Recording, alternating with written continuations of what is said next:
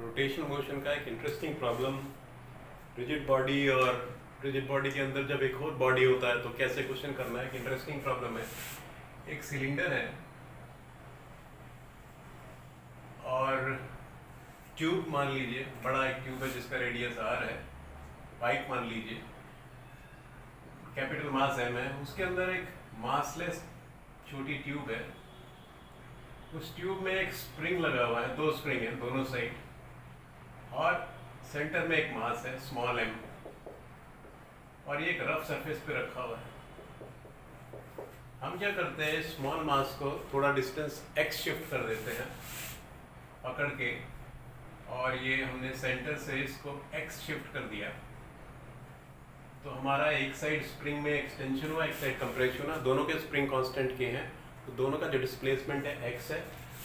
इन दोनों का फोर्स हमेशा जब दो साइड स्प्रिंग होता है तो सीरीज मत कर लेना, ये पैरेलल की तरह काम करता है क्योंकि दोनों में सेम एक्सटेंशन है। तो स्प्रिंग जो इस बॉडी पे फोर्स लगाएगा वो होगा ट्वाइस kx। नॉर्मली हमने पैसे पकड़ा हुआ है और हमने रोका हुआ है, इसको भी पकड़ा है, इसको भी पकड़ा है और ये रफ सरफेस पे रखा हुआ है। अब हम इसको छोड़ते हैं। जैसे हमने इसको छोड़ा, हमें पता लगाना है कि एक्सलरेशन कितना होगा पाइप का, बड़े पाइप का। छोटा सा ट्यूब है अंदर, वो तो मासलेस है, इसका पार्ट है नेचुरली, इसके साथ ही हॉरिजॉन्टल एक्सलरेशन एक्स की डायरेक्शन में तो सेम ही होगा, तो रिजिड बॉडी है एक्स वाई। स्मॉल मास का नहीं, हमें ट्यूब का निकालना है। ये बड़ी ट्यूब जो है जिसका मास कैपिटल एम है, ये अंदर जो एक छोटी ट्यूब है, I repeat it is massless. Assume कर रहे हैं कि इसका मास नेग्लिजिबल है, और ये जो अंदर बॉडी है इसका स्मॉल मास एम है। तो ऐसे प्रॉब्लम में दिमाग जब घूमता है तो पॉज करके बॉडी को स्प्लिट कर लो, जो रिजिड बॉडीज को अलग अलग देखो। सो एक रिजिड बॉडी तो ये है जो कि सर्कुलर मोशन करेगी, इसको आप ऐसे ही देखिए, और दूसरी बॉडी जो उसके अंदर है, मैं उसको आई होप मैं दिख रहा हूँ क्योंकि बहुत जुगाड़ू अरेंजमेंट है। ये बोर्ड कई बार गिर भी जाता है, अभी गिर गया था, मुझे दोबारा करना पड़ रहा है, बोर्ड ही गिर गया था। इस बार सोचा अगर गिरेगा तो मैं पॉज कर लूँगा फिर कंटिन्यू करूँगा दोबारा रख के। बड़ा जुगाड़ू अरेंजमेंट है। एनीवे, सो ये छोटे मास को मैं ऐसे कर लेता हूँ। ये दो पॉइंट ए बी है जो मैं निकाल लिए, ये ऐसे थे, ए बी यहाँ जुड़ा हुआ है, ये इसका सेंटर ऑफ मास है। अब आप देखिए, दोनों को हमने अलग कर लिया, थोड़ा इजी हो गया। इस पे फोर्स लग रहा है ट्वाइस kx ऐसे।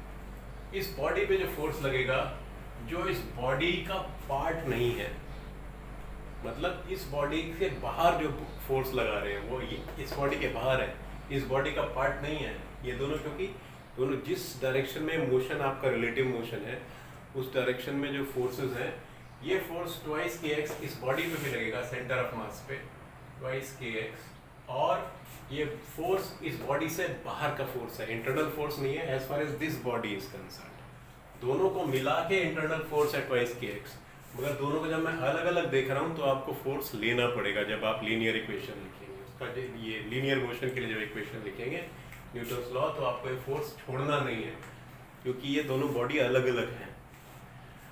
अब आप देखिए, सपोज हम मानते हैं कि कुछ भी मान सकते हैं, मैं इसका रोटेशन ऐसे मान रहा हूँ, अपने आप जो आंसर में साइन आएगा उससे पता चल जाएगा सही माना गलत माना।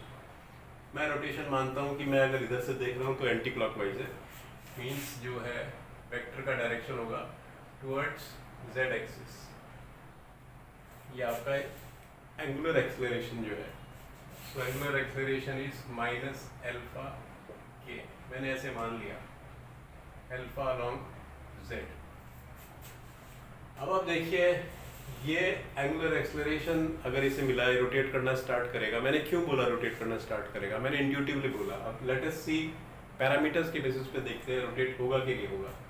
अब देखिए, जब ये मास शिफ्ट हुआ यहाँ से, तो इस सेंटर से डिस्टेंस x पे है, तो इसका जो टॉर्क है वो mgx होगा, सेंटर ऑफ मास के अबाउट। अब मैं टॉर्क जो है सेंटर ऑफ मास के अबाउट भी कर सकता हूँ, इस पॉइंट के अबाउट भी कर सकता हूँ। यहाँ से लेना ईजी रहता है क्योंकि f एलिमिनेट हो जाएगा, लेकिन मैं जानबूझ के इसको यहाँ से ना लेके, क्योंकि वो इजी है, मैं डिफिकल्ट वाला पार्ट करता हूँ क्योंकि किसी क्वेश्चन में आपको हो सकता है यहीं से लेना पड़े। सो मैं इसलिए यहाँ से ले रहा हूँ, यहाँ इसके अबाउट में लूँगा। मैं रिपीट कर रहा हूँ क्योंकि कुछ बच्चे बोल सकते हैं यहाँ करने से जल्दी हो जाता है। यस, जल्दी हो जाएगा, पर मैं इंटेंशनली इसको सेंटर ऑफ मास के अबाउट लूँगा। तो सेंटर ऑफ मास के अबाउट जो टॉर्क आएगा वो इसकी वजह से तो कुछ नहीं आएगा, फोर्स इसी के थ्रू पास हो रहा है, लेकिन एक टॉर्क आएगा हमारा लेटेस्ट राइट, और मैं सारे टॉर्क जो z के डायरेक्शन में है उसको मैं पॉजिटिव लिख रहा हूँ। तो torque along z axis on this body about the centre of mass is mgx, आएगा क्योंकि ये सेंटर से शिफ्टेड है तो इसका नीचे फोर्स mg x हो गया। अब इस पे दूसरा और क्या आएगा आप सोचिए, ये रफ सरफेस है, रोलिंग विदाउट स्लिपिंग है, इसमें जो है मुझे फ्रिक्शन फोर्स लेना है, मैं इधर भी ले सकता हूँ इधर भी ले सकता हूँ, लेकिन करेक्ट लेना जरूरी है। करेक्ट कैसे देखूंगा, अगर ये बॉडी ऐसे रोटेट करनी शुरू की तो नेचुरली इधर मूव करेगी ना, इस डायरेक्शन में, क्योंकि रोलिंग विदाउट स्लिपिंग है। इधर मूव कराने के लिए इस बॉडी में जो फोर्स लग रहे हैं, इस बॉडी पे बाहर वाले उस पे, एक तो ट्वाइस के एक्स लग रहा है तो मुझे मिल रहा है इस डायरेक्शन में, तो फ्रिक्शन फोर्स मैं किसी भी डायरेक्शन में ले सकता हूँ। अगर मैं फ्रिक्शन फोर्स का जब फाइनली डायरेक्शन साइन निकालूंगा उससे पता चल जाएगा, तो लेकिन अभी मैं ये नहीं कह सकता कि फ्रिक्शन फोर्स इसी डायरेक्शन में होना चाहिए। मैं तब कहता फ्रिक्शन फोर्स इस डायरेक्शन में अगर इस बॉडी पे ये 2kx नहीं लग रहा होता और मैं मानता इसको ऐसे चलना है। ऐसे चलने के लिए इसका जो मोशन है वो -x की तरफ होता है, एक्सेलरेशन, उसके लिए बाहर से फोर्स -x की तरफ होना चाहिए था, लेकिन क्योंकि ऑलरेडी एक 2kx हमें -x की तरफ है तो फ्रिक्शन फोर्स आपका किधर भी हो सकता है। इसको मैं मान रहा हूँ इस डायरेक्शन में, -x के डायरेक्शन में। सो ये आपका जब ऐसे रोटेट करेगा तो इस सेंटर ऑफ मास के अबाउट ये छोटा बॉडी जो है ये भी रोटेट करेगा। ये छोटा बॉडी जब रोटेट करेगा इस सेंटर ऑफ मास के अबाउट, ये y एक्सिस है, y एक्सिस का डायरेक्शन है। मैंने कोऑर्डिनेट सिस्टम भले यहाँ लिया है, अगर मैं एक दूसरा फ्रेम लूँ y डैश x डैश यहाँ पे, और ये सेंटर ऑफ मास से दूरी पे है, इसका डिस्टेंस है x, क्योंकि बाहर वाली बॉडी अल्फा से रोटेट कर रही है एंगुलर एक्सेलरेशन से, तो इस पॉइंट पे इस मोमेंट का, इस पॉइंट का जो सेंटर का से O का जो O डैश बोल देता हूँ, O डैश का जो एक्सेलरेशन है होगा अल्फा टाइम्स x। क्योंकि इस बॉडी का एक्सेलरेशन अल्फा टाइम्स x है तो इस बॉडी पे कोई आपको ऐसा नॉर्मल रिएक्शन होना चाहिए इस बॉडी पे, अंदर वाली बॉडी पे, और यही उल्टा रिएक्शन जो है बाहर जो पाइप है, मैं बड़ा बना रहा हूँ, ये बॉडी अंदर छोटी बनाई है देखने के लिए, इस पाइप पे रिएक्शन जो है, इस पाइप पे रिएक्शन जो है इधर n होगा, इस बॉडी पे रिएक्शन होगा ये n, फोर्स n लगेगा, नॉर्मल रिएक्शन पाइप पे उल्टा लगेगा, बॉडी पे लग रहा है क्योंकि n ऐसा लगना चाहिए तभी तो अल्फा x उसका एक्सेलरेशन इस डायरेक्शन में आएगा, तो बॉडी पे n लग रहा है जिसकी वैल्यू है अल्फा x इंटू m, और यही n ऊपर इस सिलेंडर पे लगेगा। तो ये n क्योंकि x डिस्टेंस है तो ये एक टॉर्क देगा, जो टॉर्क जो है आपका माइनस z एक्सिस की तरफ है और mgx के अपोजिट है, so minus m alpha x square.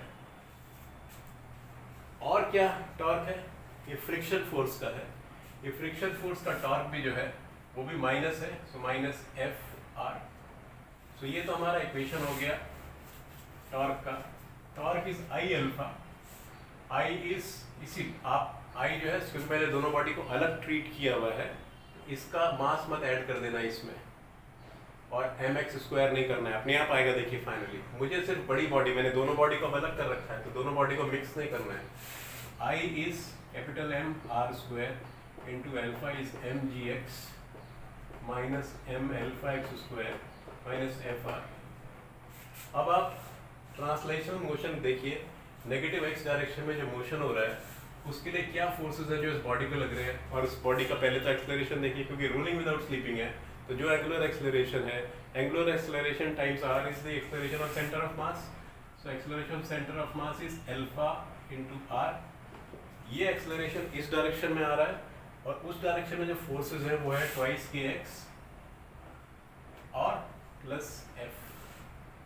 सो यहाँ पे r से मल्टीप्लाई कर लीजिए, ये f r, दोनों इक्वेशन को ऐड कर लीजिए, so twice m r square alpha plus M alpha x square is equal to M G x plus twice K x into are.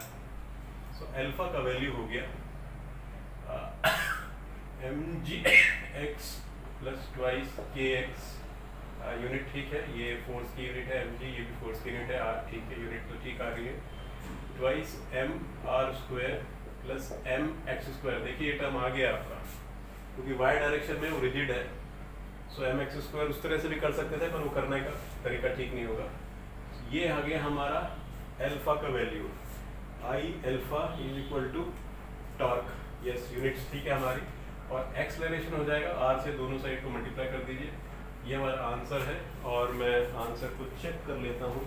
Book में ये है question number 31, answer is x common है, x into R M जी plus twice के are, yes M are square twice M R square plus M x square. Answer में R small लिया हुआ है, so ये आर स्मॉल है, x common है, are x M G plus twice K x upon twice M R square plus M x square. Let me check the answer so that कोई गलती नहीं हो। आंसर है are x M G plus twice के are yes k r है, x लिख दिया मैंने क्योंकि एक्स तो कॉमन लिया, ट्वाइस के आर, ये आर था स्मॉल आर, ट्वाइस के R M x square plus twice M R square. तो more than answer what is important is कि बॉडी को हम कैसे दो पार्ट में डिवाइड करके प्रॉब्लम को एड्रेस कर सकते हैं।